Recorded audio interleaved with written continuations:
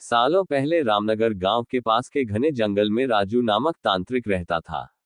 उसे अपनी विद्या और ज्ञान पर खूब घमंड था। उसका कहना था कि वो चाहे तो सभी को अपने काबू में कर सकता है। साथ ही तंत्र विद्या की मदद से किसी को जान से मारने की कला भी उसे खूब आती थी। उसी दौरान रामनगर गांव के युवा एक एक करके गायब हो रहे थे।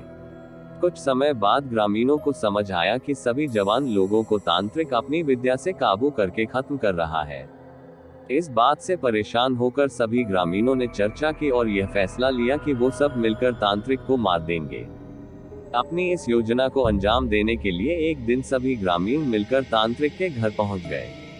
उस समय तांत्रिक किसी पूजा में बैठा हुआ था। इसे अच्छा मौका समझते हुए सभी ने उसे एक कुर्सी से बांध दिया और उस पर आग लगाकर वहां से चले आए। ग्रामीणों के मन में हुआ कि तांत्रिक उसी आग की लपटों में झुलस जाएगा और उससे उनका पीछा छूटेगा। हुआ भी ऐसा ही। करीब 4 से 5 साल तक सभी लोग अपने गांव में हंसी खुशी रहने लगे। अचानक एक दिन 4 लड़के अपने शहर से घूमने के लिए कहीं जा रहे थे। तभी बीच में रामनगर गांव पड़ा।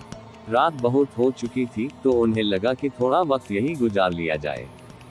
चारों लड़के रामनगर के जंगल में ही रुक गए। उन्हें जंगल में कुछ ढूंढने का मन हुआ तो वो आगे बढ़ने लगे और बढ़ते बढ़ते तांत्रिक जहां रहता था वहां पहुंच गए। पूरे घर में मकड़ी के जाल लगे हुए थे। तभी एक लड़के को आधी जली हुई कुर्सी नजर आई और वो बिना कुछ सोचे समझे उस पर बैठ गया। बैठते ही उसके अंदर तांत्रिक की आत्मा घुस गई।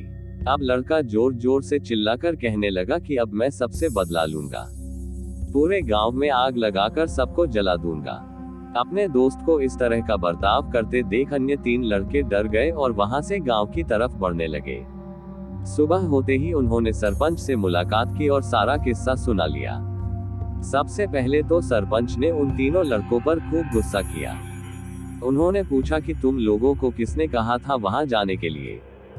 सरपंच को गुस्सा करते देख लड़कों ने कहा कि आप हमें माफ कर दीजिए, लेकिन हमें अपने दोस्त को बचाना है। कुछ तरकीब बताइए।